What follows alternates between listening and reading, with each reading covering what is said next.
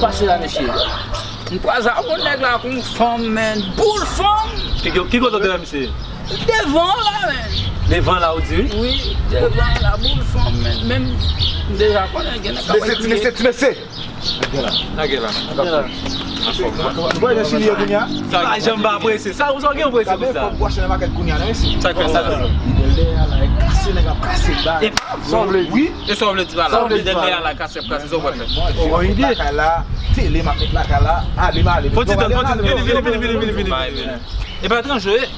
C'est étranger, mais c'est pas. Comme Zomba. Il est choqué dans le pays, non? On va pas venir dans le pays, mais depuis tant que sérieux. Non, ça, non, Même Zomba, d'ailleurs, nous venons là, c'est travail, nous venons travailler dans le pays. Ou venez travailler, moi, je On va venir travailler? Tu vas venir travailler. Bon, Zomba, ou pas qu'on est fait ça, on va l'image tout haïtien qui est dans le pays. Dans le monde, de monde va salle déjà. Et pas oublier qu'il y a choc en retour là-dedans. Qui choc en retour. D'ailleurs, pas oublier Chili, c'est un pays, mais des gars et sécurité a plus avancé que tout côté. Yo, c'est mon théo, c'est mon théo. Ça nous dit de passer là au sorti là. C'est mon théo.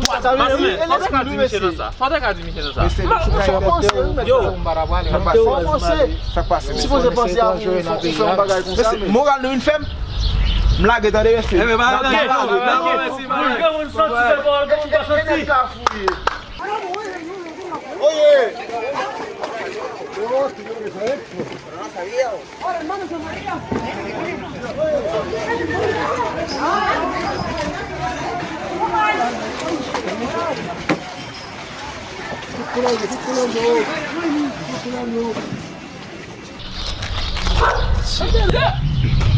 Gel gir abi not ya abi. Ça on Vini para. Comment ça? Vous devez voir depuis Haïti.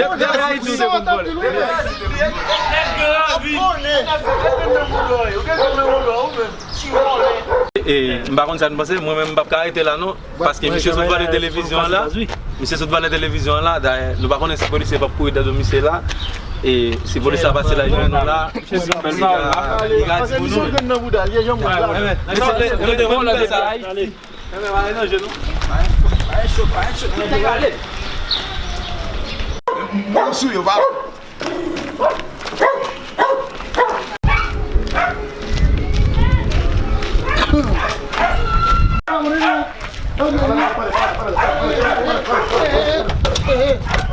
Factura, boleta. Ah, ¿de dónde los hay? ¿Te lo robaste? Ese pompón. ¿Te lo robaste? Ese pompón. ¿Te lo robaste? Factura, boleta. Bal papier, tout acheté. Ah, mais là, ils Ah, andas saqueando. Bal papier, tout acheté. ¿Andas robando? Tout acheté. Est-ce que c'est volé pour acheter? Ah, ¿dónde lo sacaste? Quand on est sur des c'est est-ce que non l'idée. Je ne vais pas partir. Para. Después. Al tiro. Ya. Vámonos. Chile, vamos. Vámonos. Es una cosa que pasa actualmente. De ese momento Chile está en una crisis, así que muchas personas se aprovechan del mismo crisis que tiene.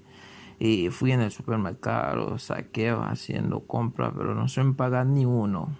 Así que hay muchos extranjeros que aprovechan de ese mismo tiempo. Por favor, si tú eres extranjero, tú vienes de un país a buscar una vida mejor.